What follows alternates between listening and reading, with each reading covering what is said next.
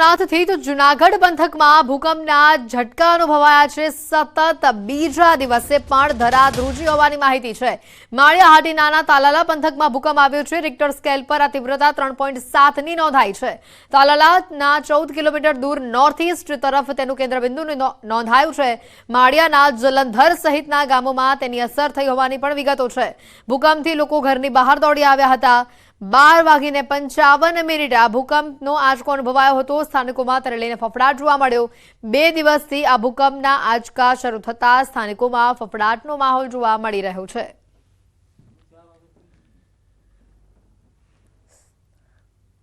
માળિયાહાટીના તાલાલા પંથકમાં ભૂકંપના આ સમાચાર સતત બીજા દિવસે પણ ધરાધ્રુજી હોવાની માહિતી। 3.7 ની તીવ્રતા રિક્ટર સ્કેલ ઉપર નોંધાઈ છે। તાલાલાથી 14 કિલોમીટર દૂર નોર્થ ઈસ્ટ તરફ આ ભૂકંપનું કેન્દ્રબિંદુ નોંધાયું હોવાની માહિતી છે। ભૂકંપથી લોકો ઘરની બહાર દોડી આવ્યા। મહત્વની વાત કે સતત બીજા દિવસે આ જ પ્રકારની વિગત આવતા સ્થાનિકોમાં ફફડાટ જોવા મળી રહ્યો છે। આજે જે 12:55 ભૂકંપનો જે આંચકો અનુભવાયો છે, આંચકો 3.7 ની તીવ્રતાનું હોવાનું સામે આવ્યું છે। રિક્ટર સ્કેલ પર તેની તીવ્રતા 3.7 ની નોંધાઈ છે।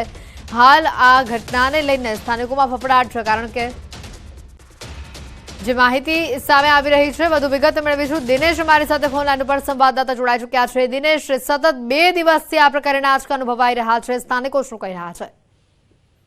બિલકુલ એટલું, ખાસ કરીને છેલ્લા 2 દિવસથી તાલાળા અને તેની આસપાસનો જે વિસ્તાર છે તેમાં ભૂકંપના આંચકા છે તે અનુભવી રહ્યા છે લોકો। ખાસ કરીને ગઈકાલે 2 ભૂકંપના આંચકા છે તે અનુભવાયા હતા। જોકે આજે ફરી એક વખત તાલાળામાં બપોરે 12:55 3.7 ની તીવ્રતાનો ભૂકંપનો આંચકો છે તે અનુભવાયો છે। જોકે કહી શકાય કે છેલ્લા 2 દિવસથી ભૂકંપના આંચકા જે પ્રમાણે આવી રહ્યા છે તેમને લઈને ક્યાંક ને ક્યાંક સ્થાનિકોમાં ફફડાટ છે, પરંતુ ભૂકંપના આંચકા હળવા હોવાને કારણે ક્યાંય જાનમાલની નુકસાની હોવાના હાલ સુધી કોઈ સમાચાર પ્રાપ્ત નથી થઈ રહ્યા।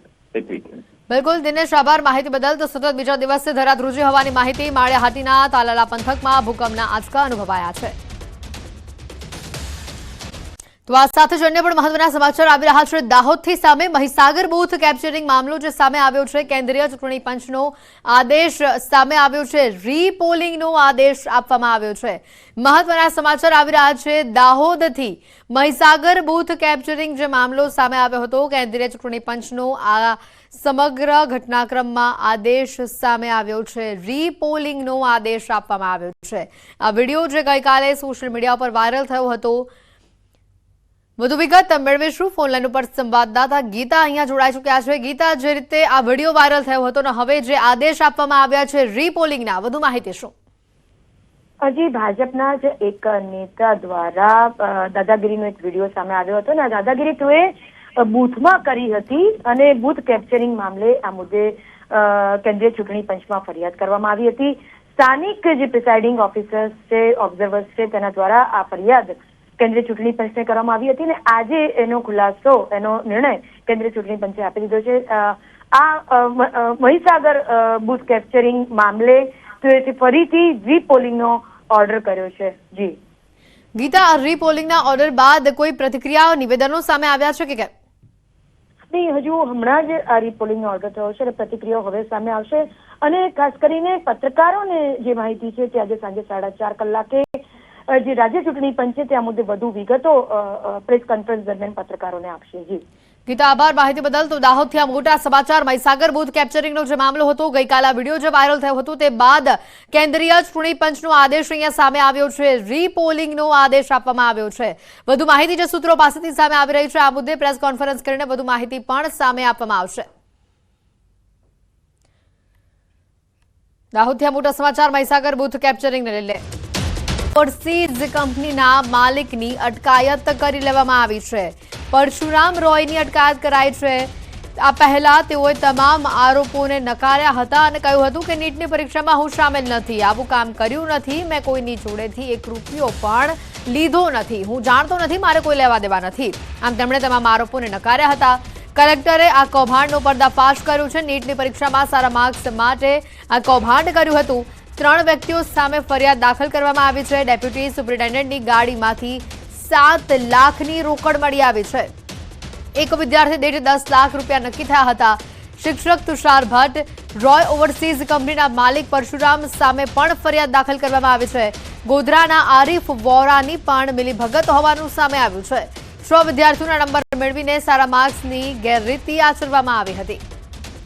તો આજે વિગતો સામે આવી રહી છે. પંચમહાલથી ઓવરસીઝ કંપનીના માલિક પરશુરામ રોયની આમાં સંડોવણી હોવાનું સામે આવ્યું છે. કલેક્ટરે આખા સમગ્ર કૌભાંડનો પર્દાફાશ કર્યો છે. આપણે જણાવી દઈએ આખી વિગત જે સામે આવી રહી છે. નીટની પરીક્ષામાં કૌભાંડનો જે મામલો છે, રોય ઓવરસીઝ કંપનીના માલિકની અટકાયત કરવામાં આવી છે. ગઈ 5મી તારીખે નીટની પરીક્ષાનું આયોજન હતું. પંચમહાલમાં ગોધરા સિટીમાં એનું એક સેન્ટર હતું. આપણે એક બાતમી મળી હતી કે અમુક ગેરરીતિઓ થવાની ત્યાં શક્યતા છે. એના આધારે આપણે તાત્કાલિક ટીમો મોકલી આપી હતી. જિલ્લા શિક્ષણ અધિકારી અને એની ટીમ ત્યાં સ્થળ ઉપર હતી. આ લોકોએ તપાસ કરી ત્યાં અને કોઈ પણ પ્રકારની ગેરરીતિ ત્યાં થવા દીધી નહોતી. એટલે પરીક્ષા જે પૂર્ણ થઈ છે એ વ્યવસ્થિત રીતે પૂર્ણ થઈ છે. પણ જ્યારે ત્યાં સ્થળ ઉપર તપાસ કરી અમુક વિગતો એવી મળી છે જેના આધારે ફર્ધર તપાસની જરૂરિયાત હોય એમાં ગઈકાલે પોલીસ કેસ દાખલ કરવામાં આવ્યો છે. એ ઉમેદવારોને OMRની અંદર પરીક્ષા પૂર્ણ થયા બાદ જ્યારે ઉમેદવારો ખાલી OMR છોડી દે છે ત્યારબાદ તેઓએ OMRમાં ટીક કરાવવા માટે આ જે ષડયંત્ર રચેલું હતું તેના એડવાન્સ પેટે લીધેલી રકમ હતી અને આ રકમને હાલ તપાસ અર્થે પોલીસ FRIમાં જમા કરેલી છે. કોઈને જોડે ₹1 ના, હું ₹1 નથી લીધા. કોઈની જોડે આ કામ કર્યું નથી. અચ્છા, પણ પોલીસ FIRમાં આપણું નામ છે, તો હવે આપ કઈ રીતે એને ડિફેન્ડ કરશો? હવે તો જે લીગલી જે રીતે થશે, પણ હું કર્યું કશું નથી એમાં. કારણ કે જિલ્લા શિક્ષણ અધિકારી કિરીટ પટેલ છે, એમને તપાસમાં આગળ તમારા નામે ગોધરા પોલીસ સ્ટેશનમાં, તાલુકા પોલીસ સ્ટેશનમાં ફરિયાદ દાખલ કરી. ના, કશું ₹1 ને કર્યું એમાં. આપ જાણો છો ખરા આ બાબતમાં નીટની પરીક્ષા? ના, કશું નથી. મેડિસનની પણ મોટી કામગીરી સામે આવી છે. ધરપકડ કરાયેલા શખ્સ એન્જિનિયર હોવાનો ખુલાસો થયો છે. અગાઉ ડ્રોન અને મિસાઇલ બનાવતી કંપનીમાં તે કામ કરી ચૂક્યો હતો. હની ટ્રેપનો શિકાર બન્યાનું પણ સામે આવ્યું છે. ન્યૂઝ 18 ગુજરાતી પર આ સૌથી મોટા સમાચાર આપને બતાવી રહ્યા છે. દેશની મહત્વની માહિતી લીક કરવાનું ષડયંત્ર સામે આવ્યું છે. પાકિસ્તાનની ગુપ્તચર સંસ્થાને માહિતી મોકલવાનો આરોપ છે. ગુપ્તચર સંસ્થાના એજન્ટોને માહિતી મોકલવાનો આ ષડયંત્રનો જે પર્દાફાશ થયું છે. એક આરોપીની ભરૂચથી ધરપકડ કરી લેવામાં આવી છે. સેનાની ગુપ્ત માહિતી પાકિસ્તાનને પહોંચાડતો હતો આરોપી. આ સહિત તમામ ખબરીઓ ભારતીય નાગરિક જ હોવાનું સૂત્રો પાસેથી બહાર આવી રહ્યું છે. પદ માટે થોડી વારમાં જ મતગણતરી હાથ ધરવામાં આવશે. દિલ્હીમાં મતદાન પ્રક્રિયા હાથ ધરવામાં આવી છે. ડિરેક્ટર પદ માટે 180 મત પડ્યા. 2 સભ્યો વિદેશ હોવાથી તેઓએ મતદાન નથી કર્યું. સાંજે 4:30 મતગણતરી હાથ ધરવામાં આવશે. તો સાથે જ આપણે જણાવી દઈએ આવતીકાલે ઇફકોના ચેરમેનની ચૂંટણી યોજાશે. ચેરમેન માટે આવતીકાલે મતદાનની પ્રક્રિયા યોજવામાં આવશે. ચૂંટણી માટે કુલ 21 ડિરેક્ટરો મતદાન કરશે. દિલીપ સંઘાણી ફરી એકવાર ચેરમેનની ચૂંટણી લડશે. એક બેઠકમાં ભાજપના 2 ઉમેદવારો વચ્ચે જંગ જામશે. ભાજપના બિપિન પટેલ અને MLA જયેશ રાદડિયા વચ્ચે જંગ જામશે. ડિરેક્ટરના પદ માટે ભાજપ સામે ભાજપની જ લડાઈ હોવાના સમાચાર આવી રહ્યા છે. સાંજે 5 વાગ્યા સુધી મતદાન પ્રક્રિયા ચાલશે તો 6 વાગે પરિણામ આવશે. ઇફકોના ચેરમેન તરીકેની જવાબદારી દિલીપ સંઘાણી પાસે. તો આ તરફ અમરેલી જિલ્લા સહકારી સંઘના ચેરમેન મનીષ સંઘાણીએ ઇફકોના ડિરેક્ટરની ચૂંટણીમાં મતદાન કર્યું.